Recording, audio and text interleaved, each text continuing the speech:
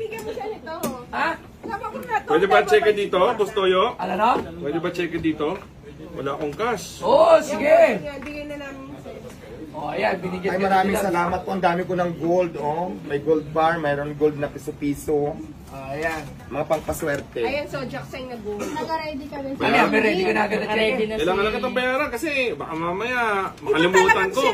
Kung matatandaan yung gender reveal ko, nagbigay ko si Sir Eugene 200,000 ang binigay para sa baby. Magkano ano natin kay Diwata? Ito, wag na pa mo yung bigay po namin. May dala po kasi man. Ito, regalo.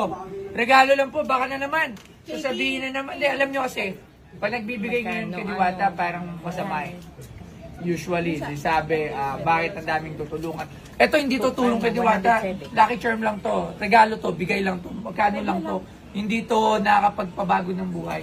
Kasi minsan, kasi nababasa ko, nanonood ako eh. Once na tinulungan si Diwata,